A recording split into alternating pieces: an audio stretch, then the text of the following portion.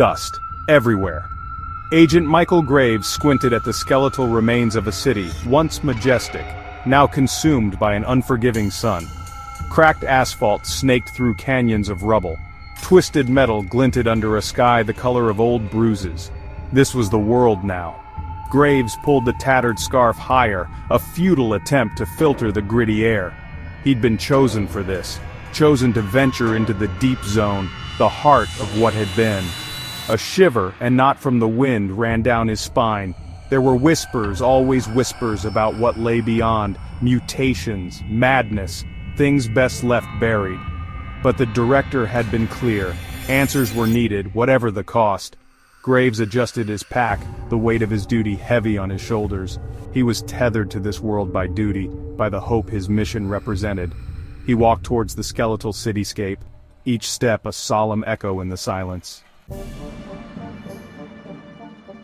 The wind howled through the concrete canyons, a mournful symphony. Twisted metal groaned, a chorus of the damned. Nature, once tamed, had turned savage, reclaiming its dominion with brutal indifference. Vines, thick as a man's arm, snaked up buildings, choking the life out of the concrete. Strange, phosphorescent fungi glowed in the shadows, casting an eerie light. The air itself felt heavy, pregnant with something unseen, something menacing. Graves picked his way through the debris, careful not to disturb the unnatural stillness. He felt eyes on him, watching from the shadows, but when he turned, there was nothing there. Just the wind, whispering its secrets to the dead. The silence was broken only by the crunch of his boots and the frantic beating of his own heart.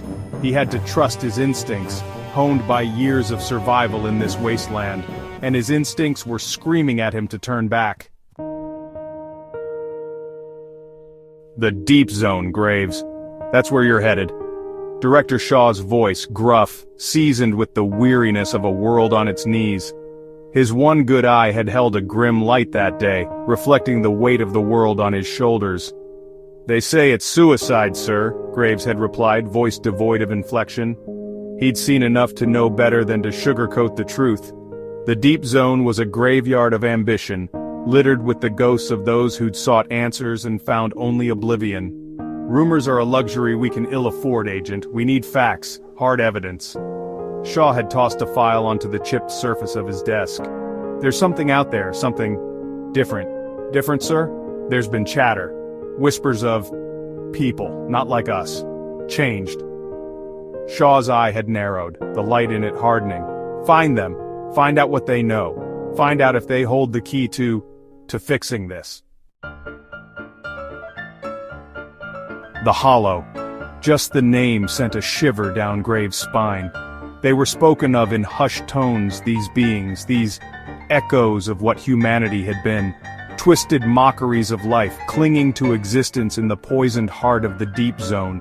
They were said to be drawn to the light, to the warmth of living souls. Some whispered they were harbingers, others vengeful spirits. All agreed on one thing: to meet the Hollow was to invite despair. Graves pushed these thoughts aside. Fear was a luxury he couldn't afford. He pressed on, deeper into the concrete jungle, each step taking him closer to the truth, or to his doom.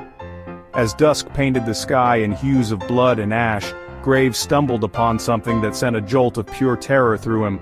A crude effigy, fashioned from scrap metal and bone, hung from a rusted street sign. Its hollow eyes seemed to follow him. Nightfall brought a new kind of terror. The shadows deepened, writhing with unseen life. The phosphorescent glow of the mutated flora cast an unsettling light, turning the familiar into something alien and threatening. Graves hunkered down in the skeletal shell of a bus, its seats ripped and torn, smelling faintly of decay and dust. He allowed himself a small fire, feeding it scraps of wood salvaged from the wreckage. The flames provided a meager comfort, pushing back the encroaching darkness. As he ate his meager rations, his gaze fell on something half buried in the dust-covered floor of the bus. A flash of color. He brushed away the grime, his heart quickening. A child's doll, its porcelain face cracked but strangely serene. He picked it up, turning it over in his hands. It was a small thing, a fragile reminder of a world lost. but in this desolate landscape it held a glimmer of hope, proof that even in the face of oblivion, humanity had endured.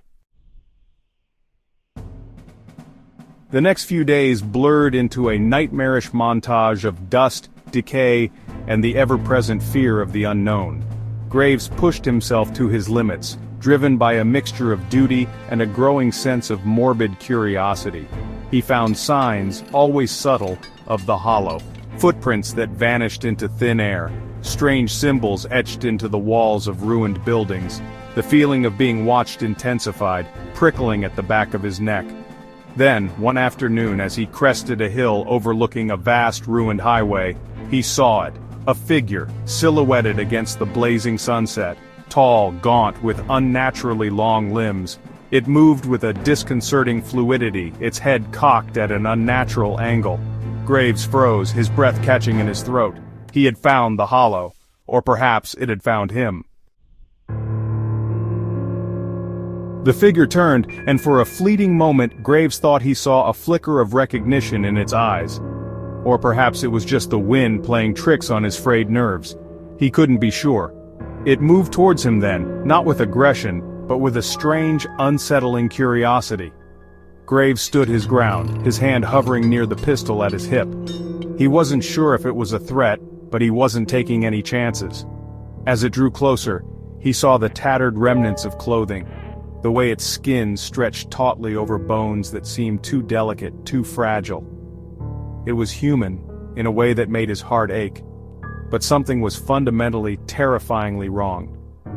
He heard a voice then, thin and reedy, like the whisper of the wind through dry bones. "Help us," it rasped. "Please, help us remember." The plea, so full of anguish and longing, cut through Graves's defenses. He lowered his weapon, his gut churning with a cocktail of fear and pity. What had these people become? What had been done to them? He knew then that he couldn't just leave, he had to know the truth, even if it cost him everything. The figure, sensing his hesitation, gestured toward the heart of the deep zone, towards a swirling mass of dark clouds that seemed to pulse with a life of their own. "The answers you seek are there," it whispered, "but be warned, the truth comes at a price." Graves, his heart pounding in his chest, took a step forward. He didn't know what awaited him in that swirling abyss, but he knew he had to find out, for himself, for humanity. The figure, as if sensing his resolve, offered a chilling smile. "Welcome," it rasped, "to the beginning of the end." The journey into the heart of the deep zone was like descending into a waking nightmare. The very air seemed to crackle with an unseen energy, twisting and contorting the fabric of reality. Graves pressed on, driven by a desperate hope that had no right to exist in this god-forsaken place. He found what remained of them huddled around a flickering fire, their forms gaunt and distorted, their eyes burning with a terrible knowledge. They spoke of a world bathed in fire, of a plague that had swept across the land, twisting and warping everything in its path. They spoke of survival, of a desperate attempt to escape the horrors that had engulfed their world. And they spoke of a price that had been paid, a pact made with forces beyond human comprehension. Graves listened, his heart heavy with a grief that threatened to consume him.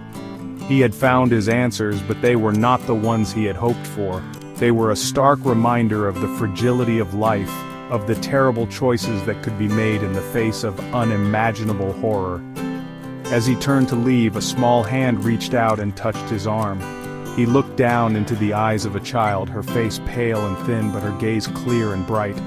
"Thank you," she whispered, her voice a fragile melody in the desolate landscape, "for remembering us." And in that moment, as the shadows of the wasteland closed in around him, Graves felt a flicker of something he hadn't dared to hope for. Not hope, perhaps, but something akin to it.